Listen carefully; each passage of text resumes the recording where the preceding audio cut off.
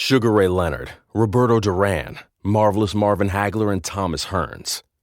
Legends, whose four-way rivalry defined one of the greatest eras in boxing history. Relive their decade of dominance in the new Showtime sports documentary, The Kings, a 4-part series premiering Sunday, June 6th, only on Showtime. This podcast is a member of the Voices of Wrestling Podcasting Network. Visit voicesofwrestling.com to hear the rest of our great podcasts, as well as show reviews, columns, opinions, and updates across the world of wrestling.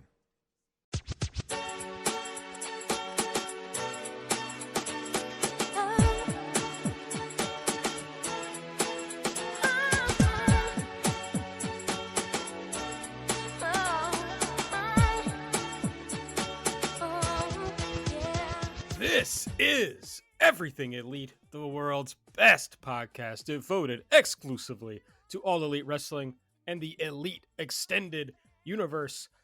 Weird show since we're here on a Saturday, or perhaps when this goes up, but after the Friday Night Dynamite, I may be joined, of course, by my good friend, Mike Spears. What's up, Mike? Hey, y'all, it's your old pal, Iron Mike Spears. I'm doing all right. I have to say, these Friday Dynamites just... for one reason or another, just not a fan. Watching wrestling like that feels very bizarre and out of place the last few weeks on Friday night just does not mesh with me. And, you know, I don't like watching like that kind of stuff like that late at night because if it's good, then I'll get revved up and I won't go to bed till like 2 a.m. And Mikey needs his sleep. But how are you doing, Aaron? Did you catch all of this live or did you watch some of it this morning? I watched it live, and I'll say I've heard the excuses of why they have to be on Friday nights, and they don't wash with me. So I'm just I'm out on Friday Night Dynamites. Nate, of course, is also here, aka Epitasis. What do you think about Friday Night Dynamite? Yeah, as I tweeted, I'm against Fridays for Dynamites. Yeah, didn't like it. Don't like the shows. Don't like the energy. Did sleep terribly, possibly because I drank caffeine in the course of watching the show. I don't know if this ever happens to you guys. You guys ever do this thing where you drink caffeine and then fall asleep, but then wake up, you get jostled by something in the night, and then you wake up and then the caffeine is kicked in? Oh yeah. That's the worst. I'm a tremendously light sleeper, and I have to cut off caffeine like a certain period, or else that will happen to me, and I just won't go back to sleep. So Yeah, I could feel that's you pretty there. much what I did. I woke up like after 2 hours of sleep, and it was like, oh no, you're awake now. So you got to wait like 4 hours before you can hopefully fall back asleep. So, Aaron, I appreciate that you tried to bring the Wednesday This Is energy instead of our typical Saturday morning This Is, or not even attempting the This Is. Yeah, this is usually when we would be recording a Patreon episode, and we usually start those with slightly less energy and then get going. We rev it up as we go. But, I tried to... That's a little secret here, folks. That's the whole point of me doing the This Is so heavy, is to get my own energy up. Because sometimes we do these, late at night for me, and I'm old, so... All right. Make sure you follow us on Twitter at Everything AEW. I'm at Aaron Like the Car. Nate is at Epitasis. Mike is at Fuji Heya. You can subscribe to the podcast by just searching Everything Elite on the podcast app of your choice. Hit the subscribe button. You'll get these as soon as they come out.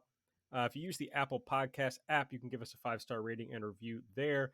And the best way to support the show, as always, is to go to patreon.com/Everything Elite and subscribe. It's a brand new month. Lots of content. We will just kick it right in to Elite. Oh, do we have, or to, we have Delete? to kick it? I don't really want to talk about this show.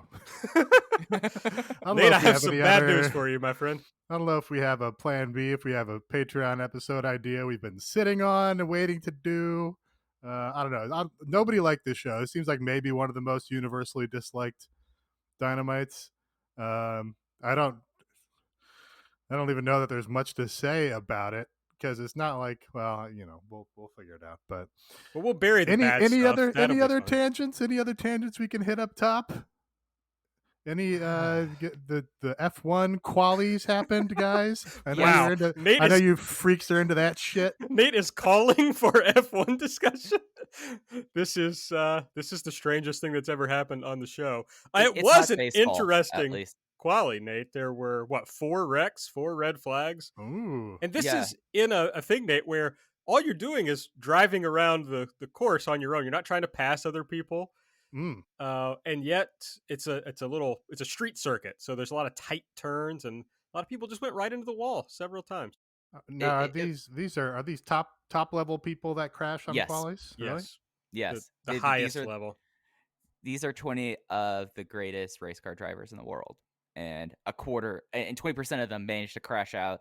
To be fair, this is a street course that's very narrow, but also to be fair, it was really, really funny. Like some of the ways, like one of the guys, like Nate, like straight up just did not turn, and he went straight into the corner, a Lance Stroll, and he bent his wheel completely inwards, and he was like, "Guys, I'm sorry." Just real fail son energy. Yeah. That's where I would make a different decision. I would probably turn, I think, if I had a turn coming up. Would be, I'm not gonna say that I could excel in professional F1, but if I saw the turn, I think I would turn. Well, I got some great news for you, Nate, because while they are largely the best drivers in the world, it's also a thing where if you just have enough money, you can pretty much race in it. Okay. Like Lance Stroll, Nikita Mazepin. So you have a chance still, I think, to be a professional F1 driver. I also found myself, this course, Baku, is one of my favorite on the F1 game. And so I found myself saying, I would have taken that Apex a little differently there, bud. Where's the location? That's Baku? Azerbaijan. Naturally. Baku. The catchphrase used to always be Baku welcomes you. And they drive like right past like one of the turns is around a castle. So it actually is a very beautiful track. It's one of the longest ones. It's the longest street circuit they have. And these cars, they're made to do like one thing and one thing only. When you try to get them to like have to like not run as fast as possible, like one whole team is, we're only good when we're leading. When we're not leading, then we have issues because our car is designed to be Mercedes, their cars are made to be at the top of the field, but whenever it doesn't happen, it just turns into like a huge drama fit. And I did miss out. Aaron, how did Yuki Tsunoda get in a wreck this time? Hold on, I have a joke. Okay. 4 crashes, huh? I've heard of destruction in Beppu, but destruction in Baku? There we go. That was good. Our good friend, our sweet pal Yuki Tsunoda, simply braked too late going into, I don't know what fucking turn it is, and it just was impossible to make the turn. So he went right into the wall, screwed up Carlos Sainz, who then also wrecked, and it was a lot of fun. Okay, but here's the problem with watching F1 is that they go to all these really awful places around the world, but they're so beautiful that then I want to go there. And so it's like, I don't know, what do you guys think is travel to Azerbaijan like? I don't know anything. I won't pretend to know anything about Azerbaijan. It's right on the Caspian Sea. Right, yeah. I was going to say... I know a ton about the Caspian Sea. I'm a Caspian Sea expert. Yeah, that borders Iran, Armenia, and what's it? I guess this is Russia up here.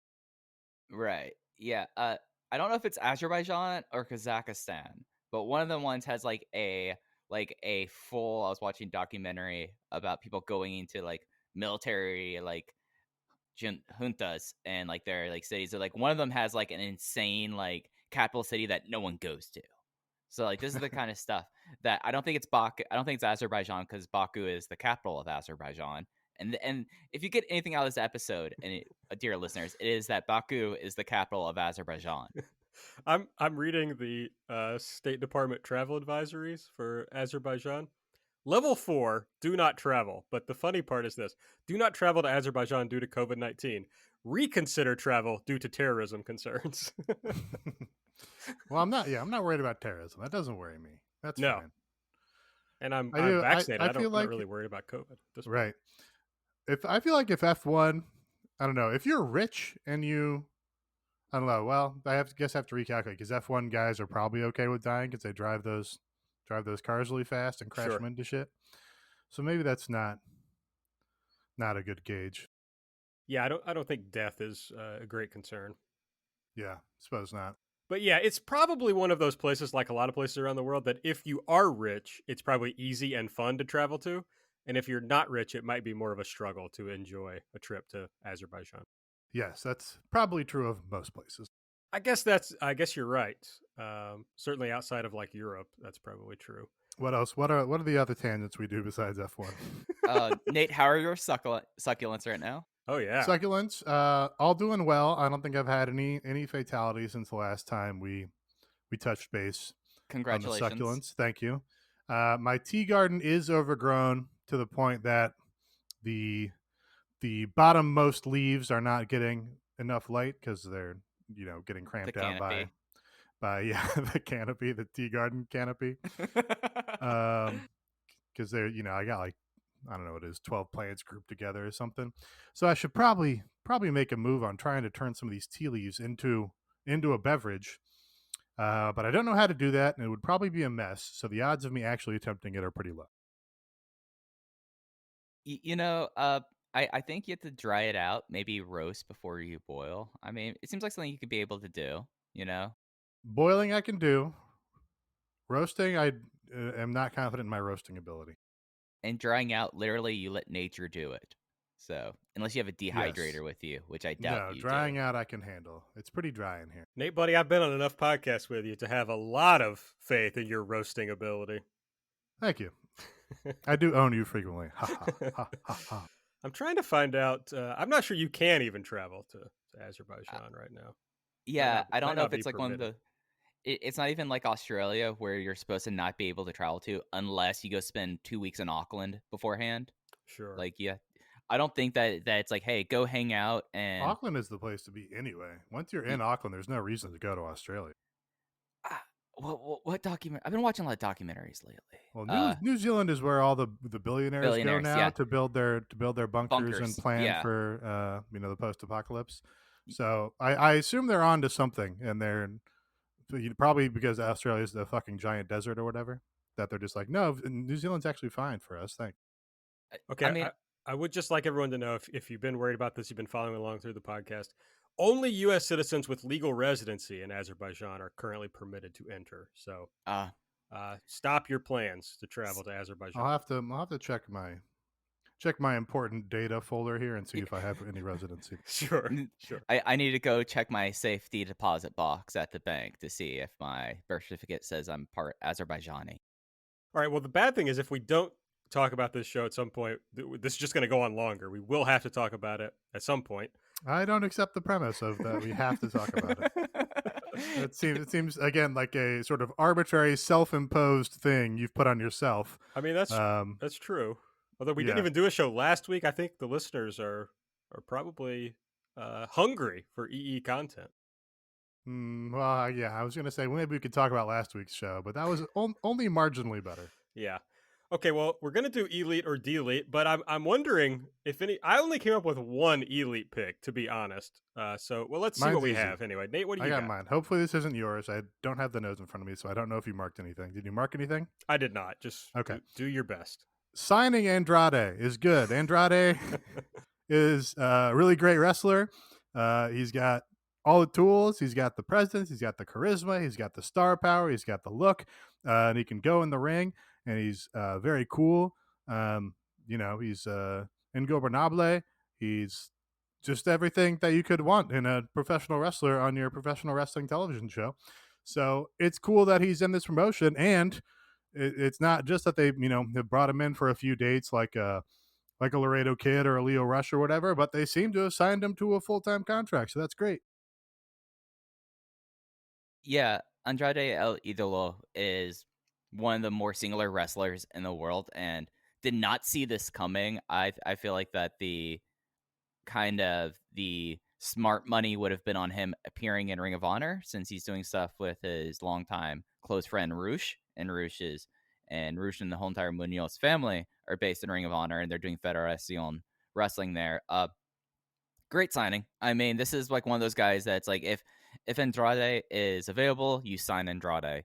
And I mean, it's something that, when you like look at this roster now, this like provides like a breath of like fresh air, completely new matchups with basically everyone on this roster, just given from like the time period of when, other than like NXT stuff, and I guess technically people who appeared in CMLL, Like it's a complete like breath of fresh air, and having Andrade El Idolo on the roster is just that is something that I feel like it's a much bigger deal than having Christian Cage on the roster, or having Mark Henry on the roster, or no more BS Paul White on the roster right now. I think that it's just one of those guys that when available you just sign, and I think that I could say that definitely was one of the elite things, is saying, hey, Andrade is going to be around here now. That's tight.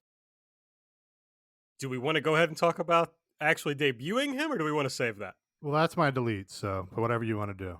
Okay, we'll save it. Yeah, Andrade, good. Name, kind of weird. Not as sure about name, but he looked cool. He had that going for him.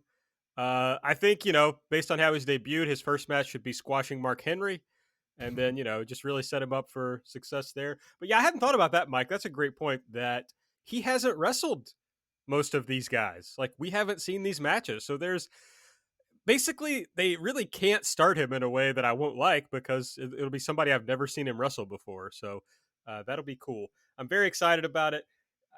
Do you think, like, okay, the Lio Rush thing where they throw him on the Double or Nothing Battle Royal as the Joker, do we think that that's like, okay, we know only about 100,000 of our most serious fans watch this, so we can throw a guy on here who we're not actually going to sign, but maybe use a little bit. Whereas you wouldn't want to do that as much if it was on TV, where everybody's going to see it, might expect him to come back.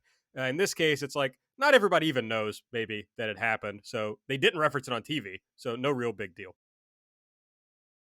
Yeah, well, I have kind of a larger issue with the pay-per-view coming into this show, which is that you can not watch the pay-per-view and not miss anything because nothing changed from the week before, because all the feuds just continue. And yeah, Lio Rush is the surprise 21st entry Joker, and no, has no ongoing impact on the show or presence on this episode or anything. Yeah, I think that is kind of what I think they want to have, that freedom with that 21st spot, because they want to have the like baseline interest of, oh, there's definitely going to be a surprise in this match. There's going to be something in this that I can look forward to as a big peak at the end of this match. But there's not enough, probably guys out there where they can say, well, we're definitely going to add one new signing every single pay-per-view cycle in order to make that happen. So yeah, I think they want to be able to put, guys are trying out, or, maybe somebody, but they borrowed from AAA or New Japan or whatever, and put them in that spot and not tie themselves down to that guy. This also killed the talking point that AEW is not allowed to debut wrestlers as a surprise on TV. Yeah, kind of. I mean, you're the second person that said talking point about that, but that is something Tony explicitly said. It's not like something. No, Tony disagreed with it, as I recall. I thought somebody reported it and Tony said it wasn't true.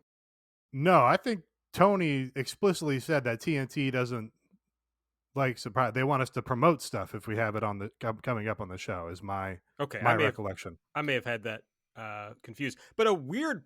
We'll talk about his debut, but a weird place to debut him, along with a weird way to debut him.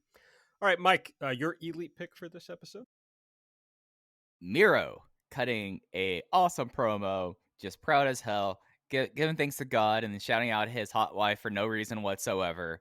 And very, very mad that Evil Uno has a title shot coming up against him on a show that really, like, this was the Marshall McLuhan chewing gum for the brain, chewing gum for the mind of wrestling shows that just, it filled up 2 hours. There was one match that was good, a lot of matches that were there, but Miro popping up right before the main event and just saying, and first giving all thanks to God, and then saying, and then for no reason, I'd like to thank my hot wife, just popped me immensely. It was exactly the kind of thing that if you're going to have a 10 p.m. like time slot because of the NBA playoffs, you can do some weird stuff, and just like completely just letting Miro go off for like 2 minutes is something that they should just be carving into every single TV show that they have. And it just was, he's an absolute winner. Yeah, Miro's pretty much can't miss for me in this promotion. I don't know if there's really been a segment of his that I haven't liked in some way.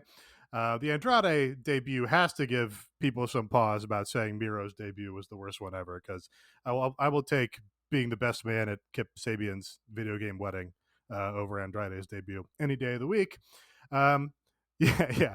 What I liked about it, a lot of guys will come out and they'll be like, "Oh, I thank God. Everything is thanks to God. I did it. God's number one. I'm number two. Whatever the fuck."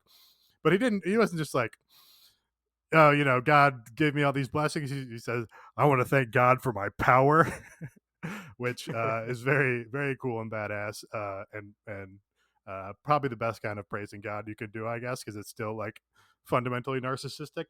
Um, yeah, that's good.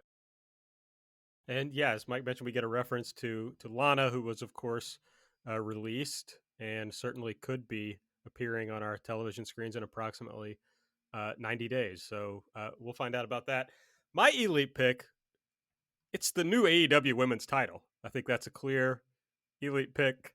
I was just honestly stunned when I saw Britt Baker wear it out to the ring or carry it out to the ring last night at how different it looks from the original AEW title.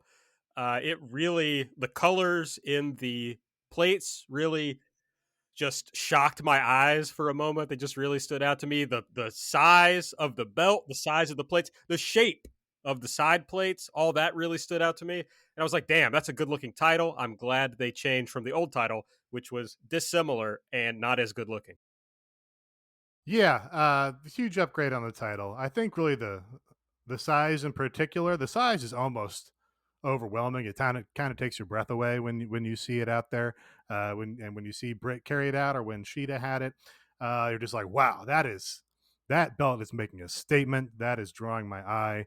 That is, passing some notoriety and some importance onto the person holding it just by virtue of being in the same shot as that belt. But again, it's hard to fit people into the shot with the belt because the belt's so fucking big. So yeah, I'm very in on the belt. I'm glad. I mean, it was a long time coming. I had a lot of complaints about the old belt. You can probably go back to the first television show, and I probably called it too small on that show because it was too small. It looked like a toy on Riho, who I don't know if you know, very tiny woman. So I'm glad they finally got around to that.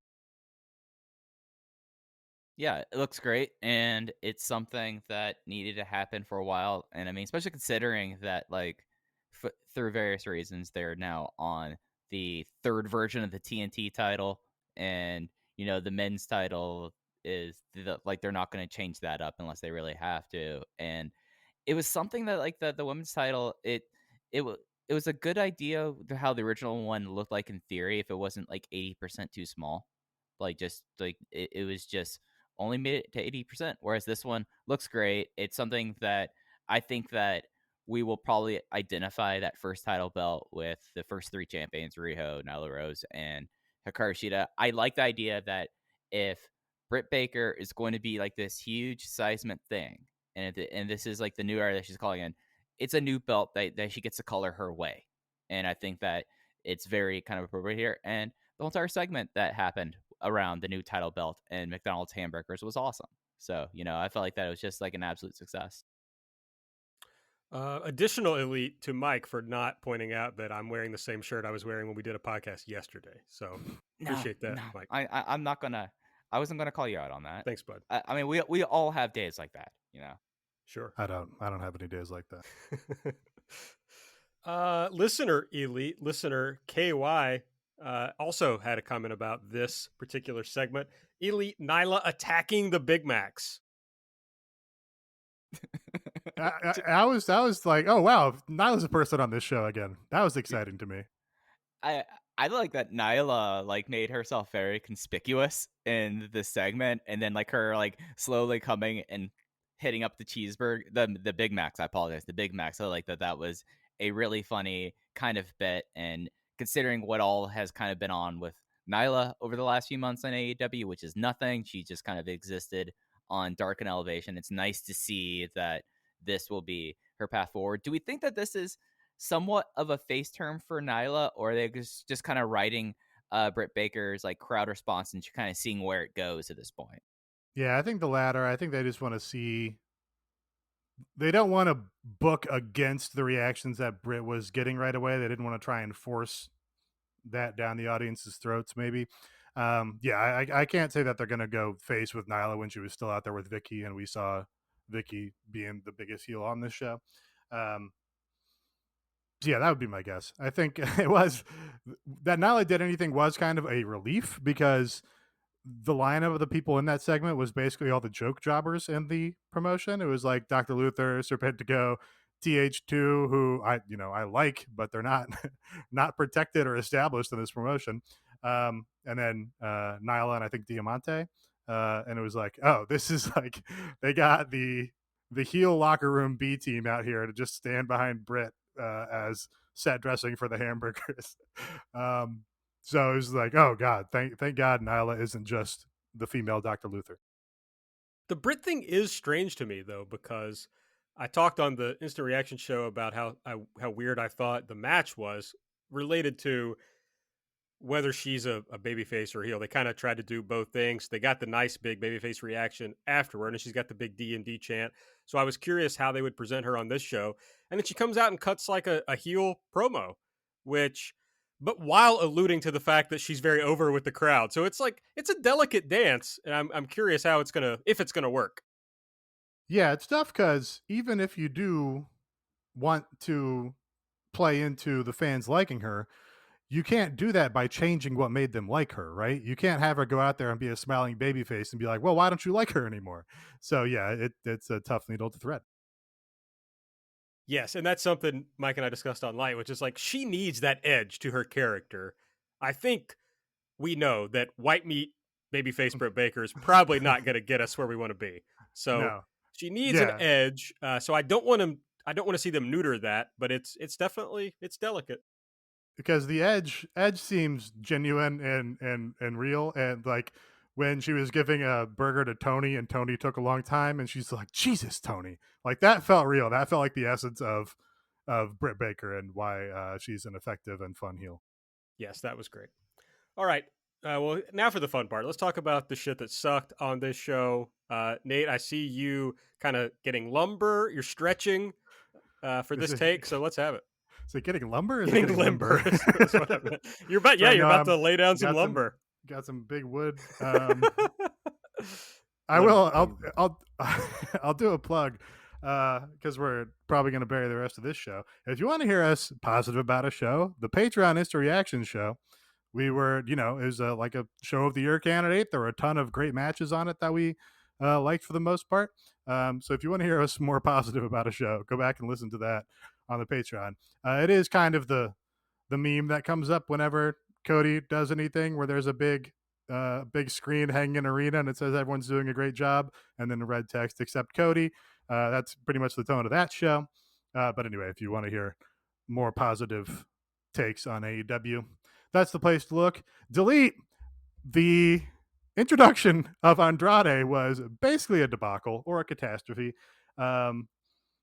Did him no favors whatsoever. Absolutely made a dud out of a segment that should have been like, holy shit, AEW, firing back in the wrestling wars. They're on top. They got the big star. They got a huge, hot, heated feud coming up with a guy who was undervalued and underpushed elsewhere, but is like a global star otherwise.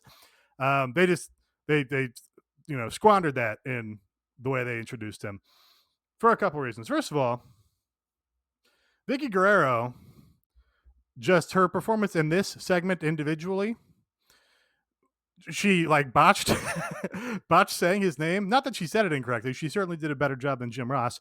But she like screeched it at such a volume and with such a force that I don't think anyone in the crowd actually understood what she said.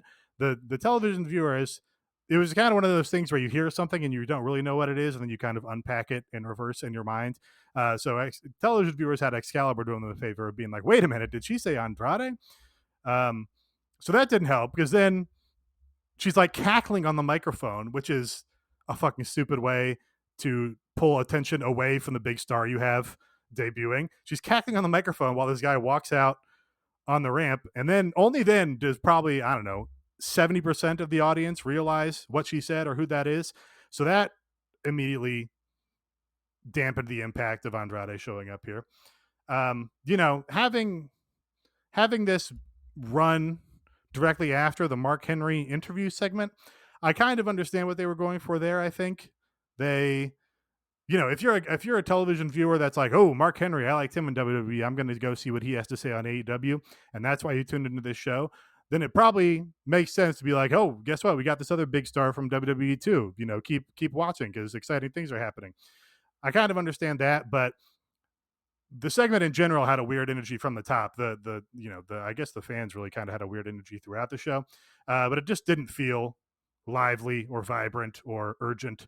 It just kind of felt like a weird pro wrestling segment. Finally, it's like the most hackneyed, uninspired pairing you could possibly do with Andrade. He doesn't. I mean, Zelina Vega. Not that I saw a ton of that, but I've always liked Zelina Vega's work. So I'm sure that she was a effective manager for the dude. I think Vicky Guerrero is like a terrible performer and a terrible act. Uh, you get kind of the initial reaction because people are familiar with her gimmick, and it's a fine sort of heel heat thing where she screeches "excuse me" into the microphone ad nauseum, and then everybody boos her. Like, and people go, "Oh, I remember that from fucking the glory days of SmackDown when Edge was on top or whatever."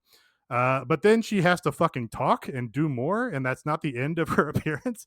And she's pretty much terrible at all of that, and adds nothing to the people she's managing. She's just an annoyance and then a hindrance immediately afterward. It's insane to me to put her with Andrade for that reason. It just lessens his star power. It makes him look like a heel comedy act or something. It stinks. It was a terrible way to introduce him, and I'm still mad about it. It's just something that, like, you hit on all the major points here, Nate, but it's like, this is a guy that is so talented and was seen at one point as like such a no doubt star, that having someone basically rehash their gimmick from, God, that's 15 years ago. The excuse me gimmick is 15 years old. And attaching him and attaching Andrade to that, I think is just a immense like misread of like, oh, 1+1 = 2. Oh, okay, this makes sense that Vicky Guerrero, she's gonna have like that she would be the one bringing in Andrade. No, Andrade should have like shown up and like attacked Kenny Omega, because that's a match that's gonna happen at Triple Mania Absolutely. at the Mega Championship. Like, there's so many just like easy ways to do that rather than like this dumb dick 15-year-old rehash, and just was like really effective. And here's the other thing: Andrade speaks English, he's fluent. Like, you don't need to have someone to do microphone work for him. Like, you don't need that. And it's just complete miscalculation and terrible execution on what should have been like a no doubter thing. Like honestly, if you were to tell me Friday morning, hey, Andrade is about to debut in AEW, how do you think it's going to happen? I'll be like, oh, Kenny's going to be doing some shit, and then suddenly Andrade is going to attack him, and it's going to be something to build up their feud for Triple Mania, and then this feud is now entering AEW. Like, it's just like such a simple thing, but no, they had to do like the most convoluted 2006 SmackDown brain thing possible. Also, like, Andrade doesn't have to talk. He's fucking cool as shit. He can walk out in his cool suits, looking hot, and just be like a cool motherfucker who beats people up. That's all. Yeah. If you don't have a natural person to pair him with, to talk for him, he doesn't have to talk for months until like it becomes necessary. And you can do backstage packages, where if he's not comfortable, I know he's fluent in English, but if he's not comfortable getting out there and cutting a promo on his own, I don't know if that's true or not, but if it is, you can do stuff and cut video packages, which they're pretty good at, to help him manage that. And then he doesn't have to talk in the ring. So it's just, bizarre on all fronts. Yeah. Yeah, he should have he should have been to the pay-per-view and confronted Kenny after the triple threat match. That would have been, the fucking roof would have, there is no roof. No, maybe there's a roof. Well, you can't blow the sides off of Daly's place. The crowd would have gone apeshit. It would have been a huge moment. People would remember it, and it would have great synchronicity with the first Double or Nothing, where Moxley showed up at the end to like get in Jericho's face. Like, Kenny beating these two guys, and then Andrade is like waiting for him at the ramp or something. Would have been an awesome scene. Fans would have lost their mind. People would remember it for years and years and years. But no, instead you do this. It's also, I don't want to overstate like how I don't know that you go, oh, Andrade, he's Spanish speaking star. Well, we have a Spanish speaking woman on the roster. Let's put him with her. That's what he did in the other place. Is he had a Spanish speaking manager, and it doesn't matter that our Spanish speaking manager is terrible or doesn't fit his whole. It's like he's so suave and cool and young, and Vicky is not those things, right? Um, I just couldn't believe they did that. It's huge misfire to me. I mean, like any other manager would have been better. Smart Mark Sterling would have been better. But yeah, I think the real answer is he doesn't especially need a manager. He comes out, he gets in the champion's face, and he's presented as a huge star. And then people lose their minds and anticipation builds, and you actually maybe AAA cashes in. Someone cashes in. That's my only question about it. About, yes, that would have been the best way to debut him. I wonder if they aren't really, they don't want to do Omega versus Andrade on AEW perhaps yet. And maybe they're not really going to talk much about this Triple Mania match. Like, that's not going to be a story in AEW. Because Kenny has to lose the title, right? He has to lose the... Yes, but now he's losing it to somebody that you hired and is on your roster. So it's kind of fine. Right. Like, they gave him the All Elite graphic. They've got this guy signed to terms. So, it can... I think it's fine to do an Andrade has beaten him for one title, but, so that kind of makes Andrade in this promotion. But Kenny still has 3 other titles he's got to his name, so I don't think it hurts him at all. It's just like, you would think that they would like stop tripping over themselves in a lot of ways, but they keep on finding new ways to trip over themselves. And I think this is a lot of unforced errors on the show. A lot of unforced errors. All right, Michael, what's your D-League pick, bud? Oh, speaking of unforced errors, we did not need to have an inner circle celebration and doing the victory lap, and it just was something that's like, all right, they're now breaking this into, I guess, one-on-one feuds. So I guess it's going to be Jericho back with MJF, Hager and Wardlow, and then I guess Santana and Ortiz versus FTR, and then Sammy versus Tin Man. But it's just like, at a certain point with like a feud that's like, all right, unless you're going to do a loser must disbands 5-on-5 match, like breaking out into this versus like They actually just did that.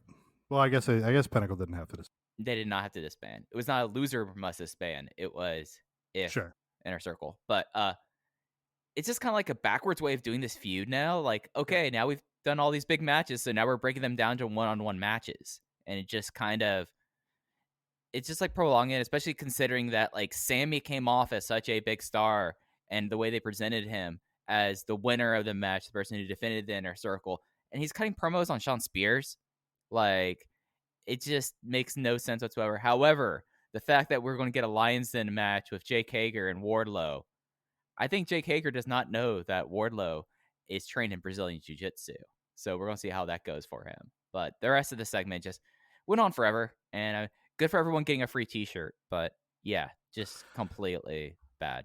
Do we think those were because they just didn't sell the t-shirts that they thought they were going to sell for the pay-per-view? They're like, well, shit, we got all these t-shirts left over. We got to get these out of inventory. I think it's like playing off like last year, where like when they had like the whole Buffalo Bills Super Bowl championship thing with like their celebration with like the t-shirts, but it was all supposed to be them defeating the Elite at the first Stadium Stampede. Okay. So they're playing off that, but they didn't make any reference to that whatsoever. And just because I have a broken brain, I remember that. That would have been great if they'd called attention to that, because I for sure forgot that. Yeah, I was, first of all, very uninspired just concept. They did this exact same thing they did on last Friday's show, where it's like, well, the women's champion is going to have a celebration, and we're going to celebrate the Inner Circle. And they did those exact 2 segments a second week in a row here in the exact same venue. That doesn't pique your interest. That makes you go, well, that's the same thing. The actual content of the promos was all nothing. I guess the positive is that they did, call attention to Sammy as the big hero and the big breakout star of the group or whatever. That was good. But yeah, like you said, now he's moving on to a solo feud with Shawn Spears. So that's, fine. Sammy needs to win that feud. At least that will be showing some progression from losing feuds to Matt Hardy.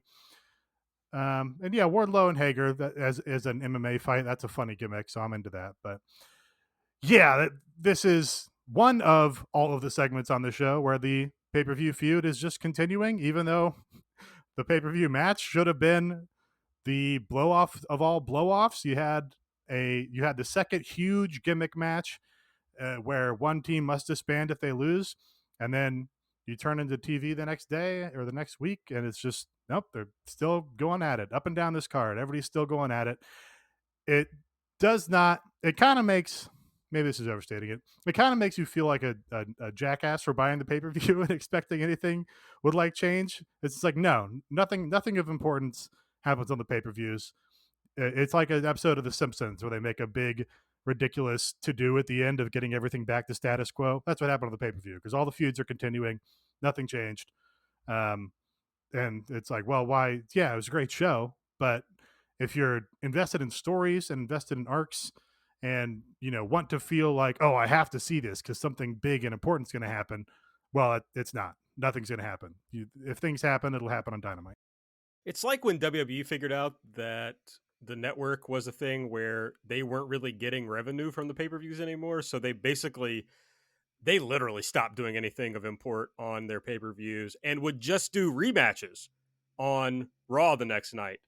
And it's like, we're not quite there, but we're dangerously close to that thing. And I know people talk a lot about, well, they make so much more money off of TV. That's true. But there's a way. I mean, you're trying to make money off of pay-per-view, right? Otherwise, you're not doing them. And certainly, if you train people to understand that nothing exciting is going to happen on there, then your buys are only going to go down. So you might as well make some money off of pay-per-view if you're going to have them. It also, I think the excitement of like a post pay-per-view show is one, you might have a surprise or something like an Andrade. So they did that or attempted to do that. The other fun element of a post pay-per-view show is you shuffle the deck a little bit and you go, oh wow, now we get to see Pac and Jack Evans are going to square off, like, and you just get some sort of surprising new interaction between characters, or just anything that is fresh and hasn't been what you've been watching on TV for the last 6 weeks. And yeah, there was none of that. There was just like, no, it's what you've been watching for the last 6 weeks. It's the same programs.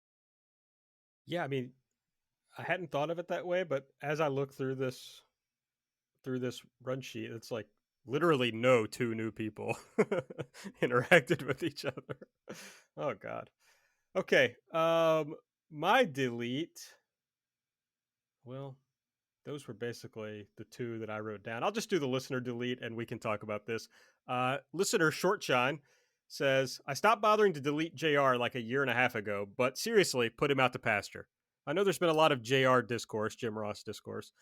He definitely was bad, but I think I have grown to a point where I can tune him out, other than him very embarrassingly trying to pronounce Andrade El Idolo. Yeah. It's something where it was noticeable last night that he was, I don't want to say like anything about his mental faculties. It was not a good performance. Just random like segues, like counting how many times Nick Jackson came in for like a breakup or like cutting off a tag or something like that.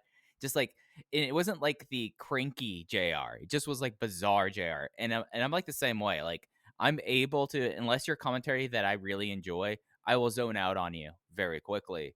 But it just was so bizarre how he was.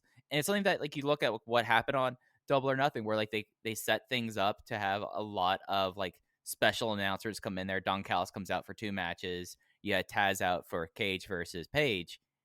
And it's like, you look at like the booth right now, it's like that was so much more of a more pleasant like listening experience than it was last night. It doesn't help also that we're all watching this late at night on a Friday night. So it's just like everyone's just like, okay, yeah. And just was a bad performance. Yeah, I don't think Tony's performance was especially good either. JR, like you said, it wasn't one of these shows. Sometimes he has these shows where it sounds like he's complaining about half the things in the promotion, and he's, on his crotchety old man bullshit, and he, is complaining about the tag rules all the time, or this thing or the other thing.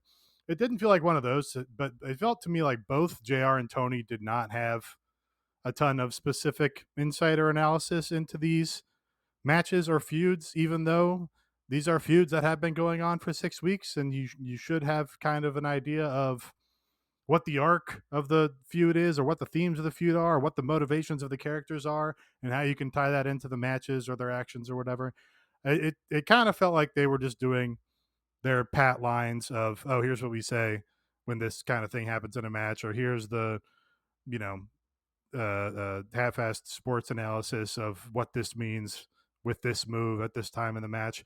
And they it just felt like they were resting on their laurels. Is that just felt like they were going back to the well of tried and true lines that didn't force them to come up with anything insightful or original.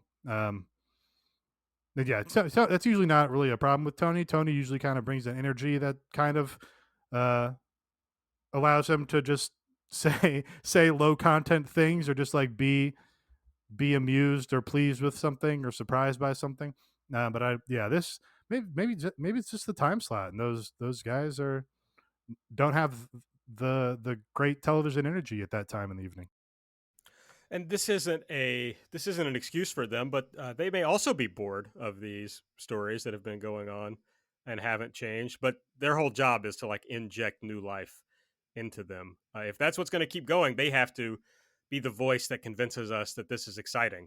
And they certainly failed at that. All of them failed at it. I mean, Excalibur didn't like suddenly change my feelings about the commentary on the show. He was fine, but he didn't inject anything new. He felt like he was kind of being put in a spot where he didn't have a lot of opportunity to even do that. I don't know. I feel like whenever I think back to Excalibur on this show, it was him plugging upcoming shows or plugging Shop AEW or whatever. And it's like, okay, we're into year 3 of this promotion or whatever. I think people know that merch is on shopaew.com. Or he's plugging Dwayne Wade. Mm-hmm. Right. Yeah. The cube starting Dwayne Wade, where you go, help me, Dwayne Wade. This cube is very scary, and I need help to get out of the stunt you have here. We're really like, if we're going to do a game show that involves people being like locked into a cube, at least make it the Crystal Maze. Come on. Sugar Ray Leonard, Roberto Duran, Marvelous Marvin Hagler, and Thomas Hearns. Legends, whose 4-way rivalry defined one of the greatest eras in boxing history. Relive their decade of dominance in the new Showtime sports documentary, The Kings, a 4-part series premiering Sunday, June 6th, only on Showtime. All right, let's run through the rest of the show. It kicked off with the Young Bucks versus Penta and Pac. Before the match, Nick put his headband on Michael Nakazawa, like he was giving it to a fan. And the Elite Hunter, Frankie Kazarian, attacked, baby, before the Good Brothers chased him off. Yeah, the Elite Hunter might be my second choice for Elite on this show, because I'm just so tickled when he shows up now, and that he didn't go after Kenny Omega or Don Callis right. or somebody else, but instead went after Michael Nakazawa. Really tickled me and made me happy. And I hope he kills Michael Nakazawa in a match or something now. Yeah, I'm semi-ironically into this gimmick. I can't say I'm unironically in it, because there is certainly an element of irony to it. But it does genuinely give me yes, the Elite Hunter, Frankie Kazarian, is here. Well, Nate, if I'm not wrong, the saying is to kill the snake, you first cut off the tail. So I think that's just what Frankie Kazarian is doing here. I think that might be one of Mike's idioms. In the match itself, Nick Jackson pinned Pac after Brandon Cutler hit Pac with a camera. After the match, the Young Bucks attacked, but Eddie made the save. And began another thing on this show of lots of interference and lots of fuck finishes. Yeah. That was the delete we left on the table for you. That's right. I'm sorry. Is that every match had heel interference leading to the finish or whatever. Yeah, the match itself was good. Then the interference kind of did like this, and we're just coming down from the high known as the Elite Hunter, anyways. But it was a fun opener. I mean, best match I think on the entire card. I guess this was the one, and it's not fresh, but it's like, oh, Eddie interacting with Death Triangle again, and how is that going to play out? That was at least fresh. Yeah, so that was a good advancement, I guess, and that they acknowledged it and called attention to it is good. It doesn't feel like they're insulting the viewer, disrespecting your time, that it's like, wait a minute, did these guys all just hate each other? So yeah, you just do a little bit of groundwork and be like, well, they have a common enemy and they're gonna give it a try. Is a positive. The other promotion doesn't always do that. It looks like Mox will be out for some time. They were really selling the multiple BTE triggers as death, and of course, did Renee just have the baby, or is about to have the baby, or something? So it looks like Mox will about to have the baby. So Mox may be out for a while. Yeah, it's it is funny that like Moxley went down to like 3 or 4 soft looking knees to the head, and now he's out. Whereas Jericho like went off a death cage and all this other shit. And he's just back on television the next day. Well, he does have pro wrestling stuff. Does have a brace on his arm, Nate. So let's be fair here. I do. I appreciate that. That does help. That makes it go down more smoothly. But this was where Mark Henry came out with Tony Schiavone. He says he's not here to fix AEW. He's here to turn the screws, which is apparently some reference to something he says on Busted Open Radio. Tony asked if he's going to wrestle again. He said he won't say he will, but he's got a lot left in the tank. And are you excited for Mark Henry, AEW wrestler? I am not one of those people a few years ago who decided that Mark Henry is one of the best wrestlers of all time. So no, I'm not. You did not post on Pro Wrestling Only. No, I have never. Yeah. I like that he made a reference to the salmon jacket promo. I like that. He had a salmon t-shirt on. Yeah, he did. Yeah. But then, that was his iconic, similar to you. I never understood all the Mark Henry hype, with the exception of that one segment, which, people now talk about like it's the barbershop window or something and just won't shut up about. But yeah, I don't know. It's kind of the same thing with Big Show, where it's like, well, I'm tired of seeing these guys. I've been on television for 20 years. I never enjoyed any of their matches in that time. But now does the idea of like Mark Henry versus Kenny Omega kind of intrigue me? It kind of does. Yeah, when you say it that way. Yeah. I mean, that's not what's going to happen, but that is an intriguing proposition. No, it's going to be Mark Henry versus the Big Show for the 30th time, probably. Yeah, they have to get 3-6 Mafia to make a new song for Mark Henry. That would be sick. He didn't have any music when he came out, so that is kind of a good. Neither did Andrade. What the fuck? Yeah, well, hey, Mikey Ruckus, they're not giving him enough lead time on these signings, I guess. They're not. Yeah, okay. Mikey Ruckus. I don't have any more comments on Mikey Ruckus. This was where the Vicky and Andrade thing happened. Andrade said he's going to be the new face of AEW. Cody and Lee Johnson versus QT Marshall and Anthony Ogogo. I guess QT recovered. How tall is Conrad? Can Conrad manage Andrade? He's a flare. They're both flares. That's true. They are both flares. Yeah. Okay. They're related now. Yeah. Wow. Fuck. QT pinned Cody after Ogogo came in and punched Cody. He was trying to do the crossroads, I believe, on QT, but he took a fist to the jaw instead. And after the match, QT was mad at Tony Schiavone for some reason that I didn't quite suss out. They didn't respect the tremendous upset that QT Marshall had, that QT Marshall won. Like it was that. I see. Yeah. So this, like, my big takeaway from this match was Ogogo feels like a dude, like just a dude. Oh, you're saying this didn't get all the heat back for QT and Ogogo? I did not get that sense. And he's just like, oh, here I am. I'm just standing on the apron and I'm just a guy. And here I am doing wrestling moves in a wrestling ring and I'm a guy. It's like, I'm sure they can, heat him up. And I still am bullish on Ogogo as a pro wrestler. But this was further proof that the match with Cody sucked and didn't accomplish anything positive for Anthony Ogogo. Yeah, just a roster member, not a huge special attraction star, which I think might have been in play for a time there. Oh, absolutely. Yeah. If this guy is just fucking people up with punches for months, then, he, I think, could have been a big dude. You could have had him fucking knock out. This is how you could have used Paul White and Mark Henry. You could have had him knock the shit out of them. Yeah. That could have got him over even more. But instead, it's like Cody posting today, He's a great boxer who needs to work on his wrestling. Well, then hide his fucking wrestling until, and I know it's like half shoot, half work, but it's like hide his wrestling until he is better and needs it. All he needs to do right now is knock the shit out of people. That's it.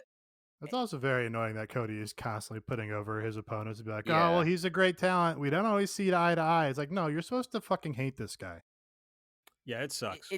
The thing that gets me is like one of the big spots for a Go-Go in this match, other than like the 4 upside the head, was his breakup of I think it was Cody Cody had QT and the figure 4, and actually I love this bit of camera work where they kept the camera on QT and Cody, and then out of nowhere you see Go-Go flying into frame and splashing Cody, and it's just like he's now like someone who has a good punch and is a former Olympian, whereas like just like you should have just had him for like 3 months destroying everyone, making everyone pee blood, and then suddenly he either has someone who takes him down and defeats him, or suddenly it's like, oh wait, now a Go-Go, now he's been in all these matches, he's starting to pick up on wrestling, and that makes him even more dangerous. Yeah. Like there's so many more interesting routes they could have done than just this, and that's infuriating because it did feel like for like a month they had something with a Go-Go, something special.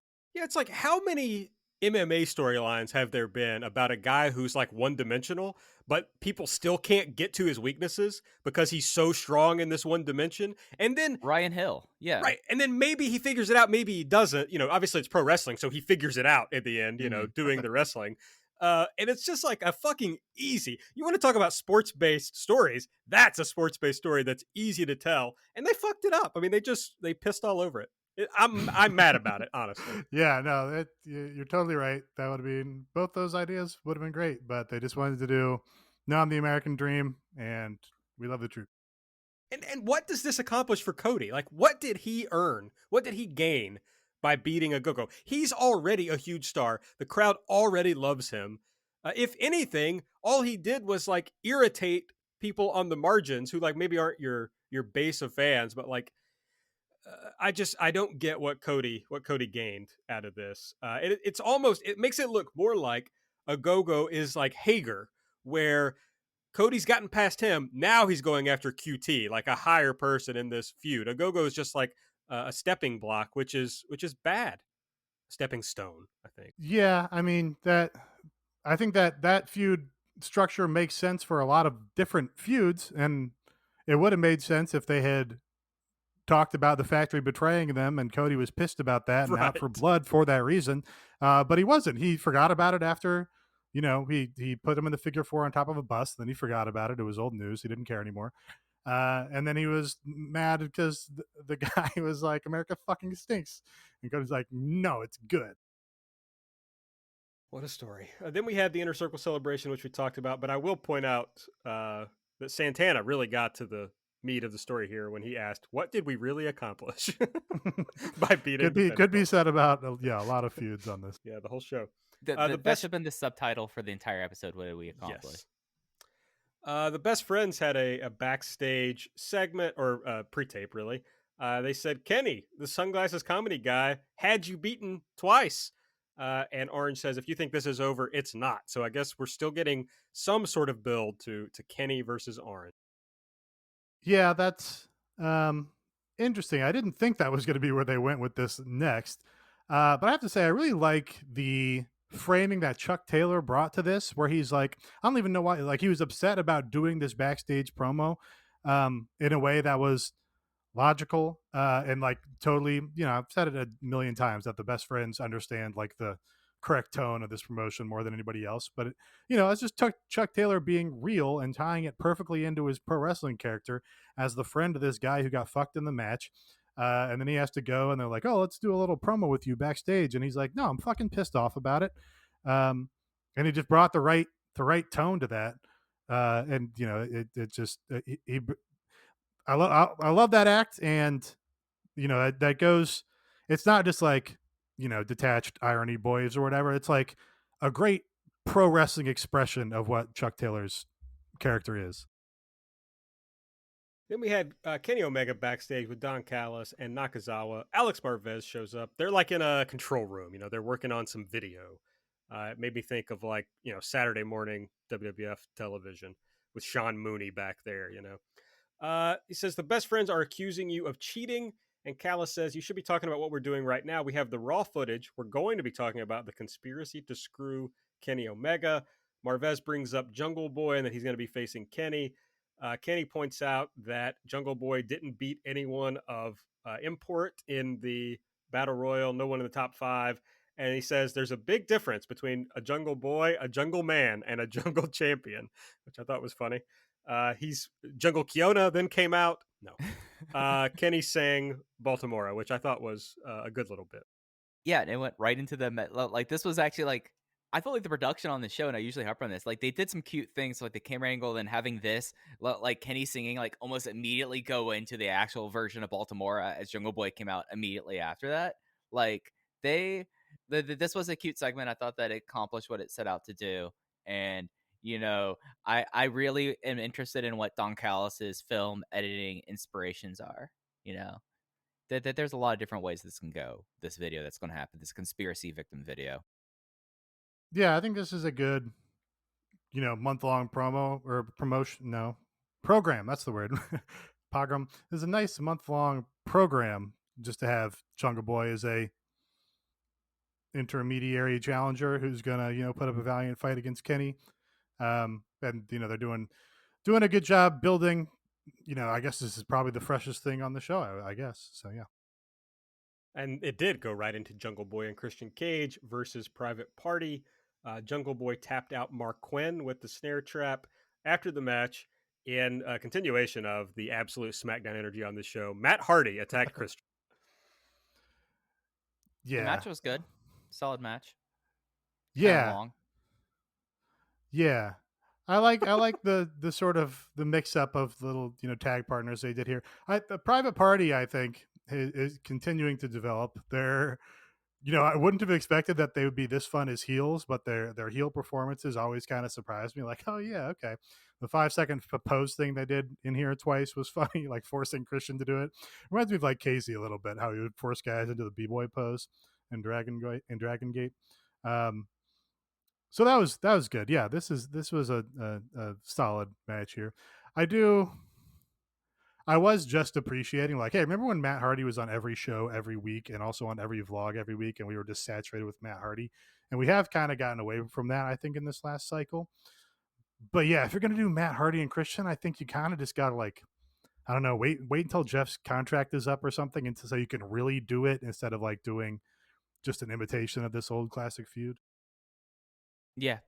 I mean, that seems to be like such the obvious thing, and then to do like this, the match itself was fun. I think that Jungle Boy, it's gonna be interesting to see like this test run of like a feuded, like as you're saying, like this is like a great use for Kenny, but also for like Jungle Boy at this point. Like he's 23, he's someone that they've put a lot of equity into, and they still are, and it'll be an interesting thing, especially considering that's the last or the second to last show before they go back out on the road is going to be that AEW title match. So I'm very intrigued to see how this goes for him and to see if he's going to be like Darby and they cultivated another young star. Well, the reactions seem to indicate that it's working as far as the reactions he was getting over the FanFest weekend or whatever. Also, do want to, they gave, is Evil Uno segment next? Is that what's up? This promo? No. Okay. Well, I'll get to that then. Go ahead. I bet Jungle Boy's going to come up just short in his challenge against Kenny Omega. I bet that's what happens. Like Darby would. Yeah. I followed you, Big Cat. Valiant effort. Team Taz pre-tape. They want Hangman to pick a partner to face Hobbs and Cage. Sting and Darby are with Tony, and they do the exact same thing 2 segments in a row. Sting had fun at Double or Nothing, he tells us. Then we have Scorpio Sky and Ethan Page interrupting on the video board. And the story here is that they think Sting is carrying Darby, the 62-year-old Sting, so they want him to find another partner to wrestle them. I don't know. I kind of like that as a story. That's a good heel angle to take that probably hits on, something the critics say or whatever. It's like, oh, well, they're putting Darby with Sting and, Sting is going to eat up all Darby's heat and all this stuff. I imagine someone's saying that somewhere anyway. So I kind of like that as like a heel attack. That, oh no, you're riding Sting's coattails. You don't match up to us because you're just with this old legend or whatever. Yeah, I thought the Scorpio Sky promo was pretty solid.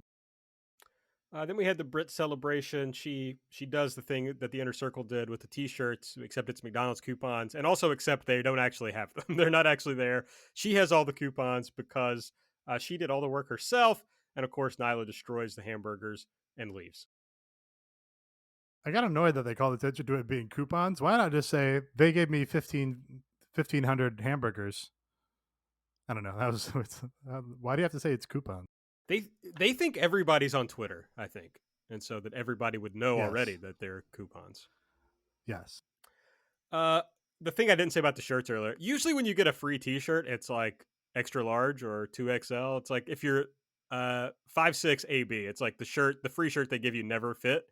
But Yeah. this looked like they were all like smalls and mediums. Like I saw a lot of people holding them up that did not look like they would be able to actually wear the shirt. So just a funny thing. That plays into my theory that It they does. were unsold shirts because wrestling fans, the shirts you are least likely to sell are going to be your smalls. And That's true. Eddie Kingston was backstage with Alex Marvez. Penta and Pac say they don't want his help. And Eddie says, "The enemy of my enemy is my friend. Let that marinate in your brains," which I thought was a funny phrase. and Pac was just not having it. That was hilarious. Good segment. Red Velvet versus the Bunny, and Red Velvet won with the Just Desserts. Ugh. I did notice Red Velvet's apron entrance gear this time. She Mhm. really is a chef cook themed wrestler. And they worked Kylan King into it. She like she lit the fuse, basically. Light the fuse, bring the boom. Yeah, I was pretty impressed. Red Velvet did come out here with, I thought, more energy. She felt like kind of more of a star on this show. And then she almost died on a dive. Yeah. But it did not seem to phase her whatsoever. She still moved about the ring with total confidence. So that I was impressed with me. I'd be like, man, if I almost died, I would probably be shaken up for the next 4 weeks. But she seemed fine. That's not true. I did almost die in a car crash, and I was pretty much fine.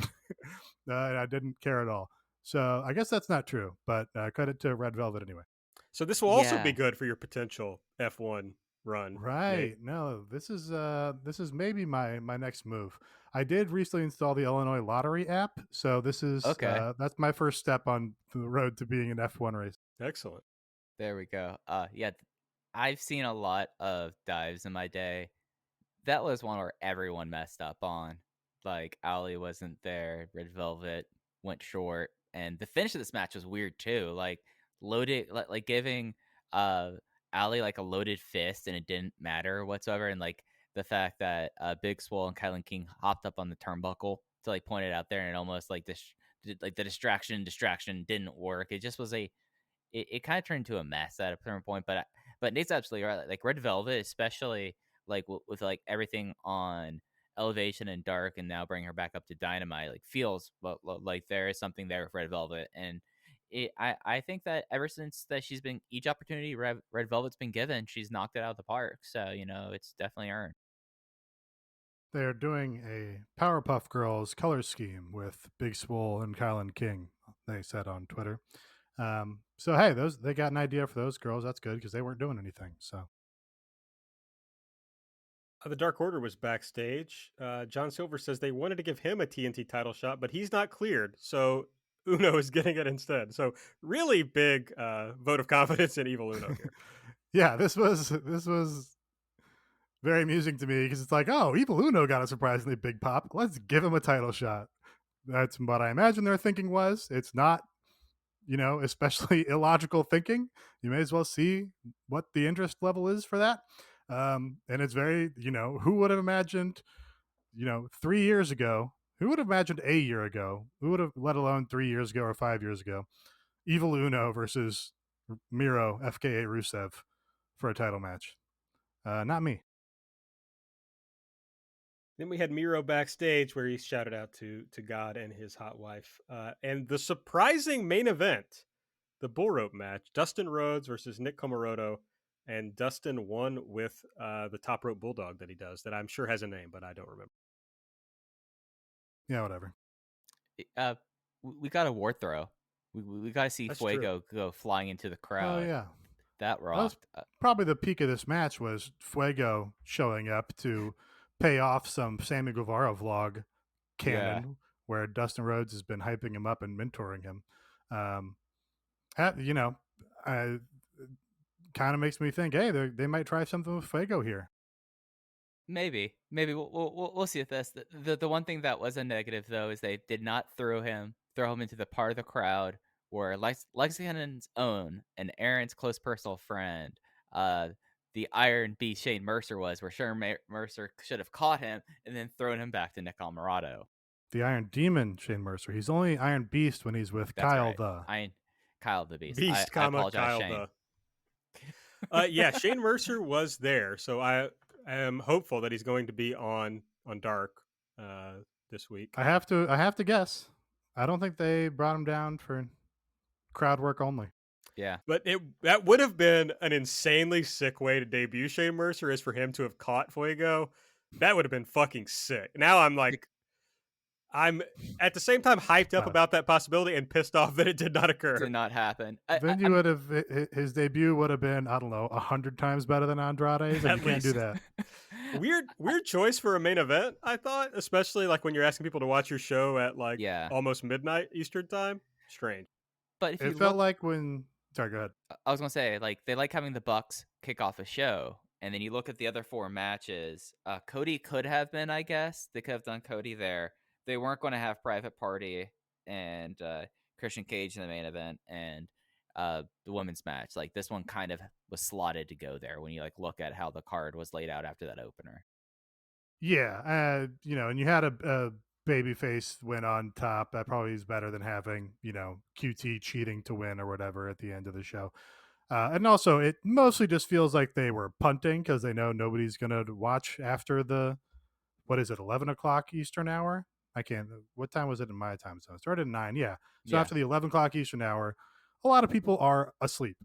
So that felt like, okay, we don't really care what goes on in the main event here because nobody's going to be watching. It kind of felt like when WWE would put their world title match on, it was like Brock versus Seth versus John Cena, second on the show on a pay-per-view, because like, oh, everybody else is going to be actually not watching our show, so we better get this match out up top. That's kind of a cell phone. It kind of makes you look weak, like you have no confidence in people tuning in for your big matches. But it's a Friday Night Dynamite. It's almost as non-canon as the pay-per-views.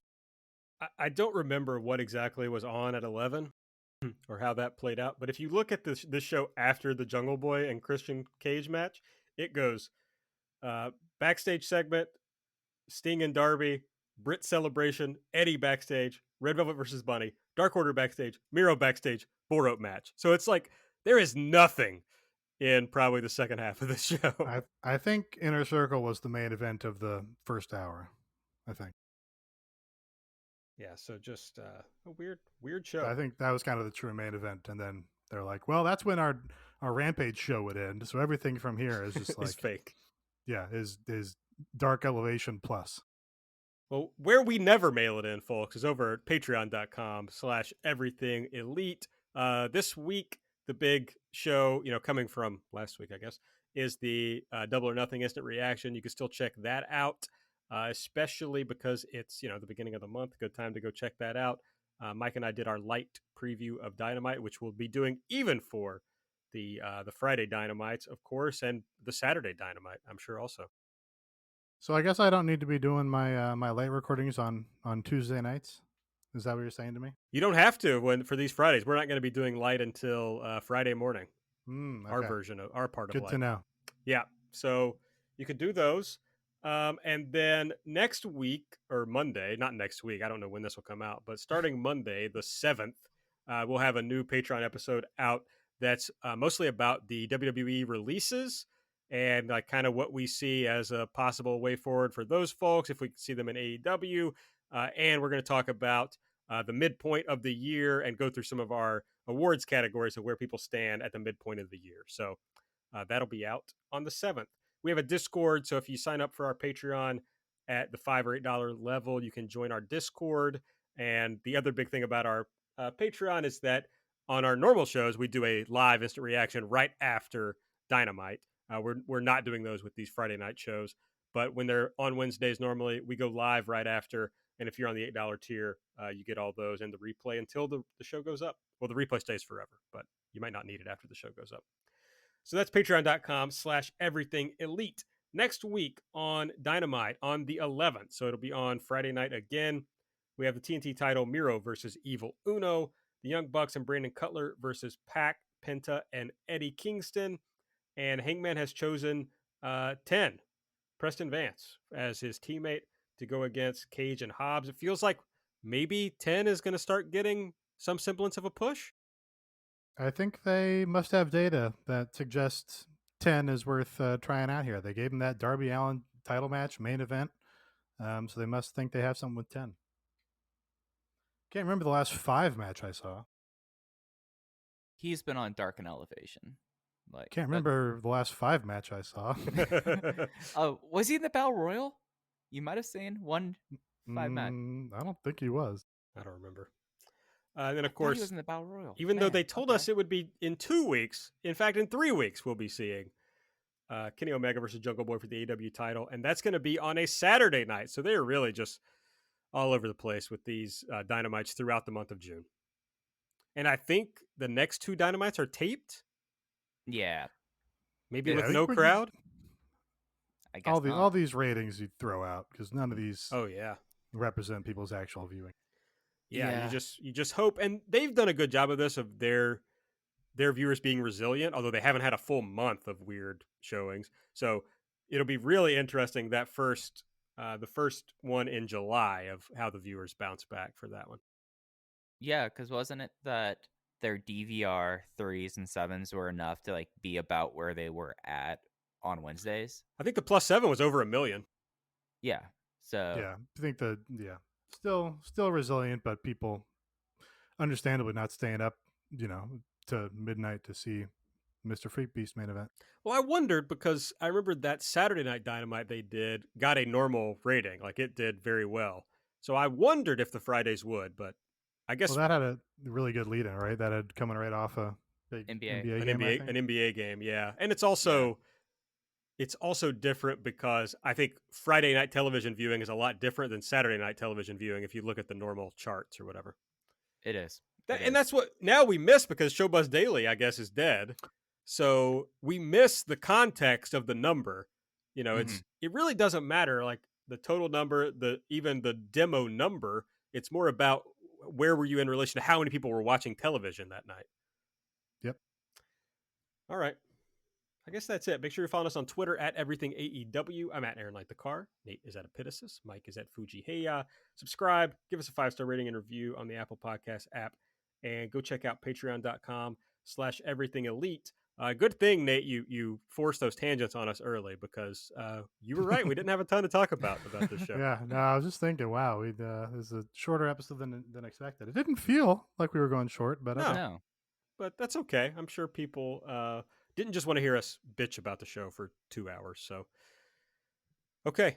Well, that's it. For Mike, for Nate, I'm Aaron, and we'll see you next week. That's usually how I end the show, but I'll just say, in case you haven't picked up on this, we won't be having shows on Wednesdays until they get back to Wednesdays, and we'll still be doing these, for Friday shows, we'll do it on Saturday. I'm sure for the Saturday show, we'll do that one on Sunday. And so you'll see us at those weird times. So for Mike, for Nate, I'm Aaron. See you then. Bye.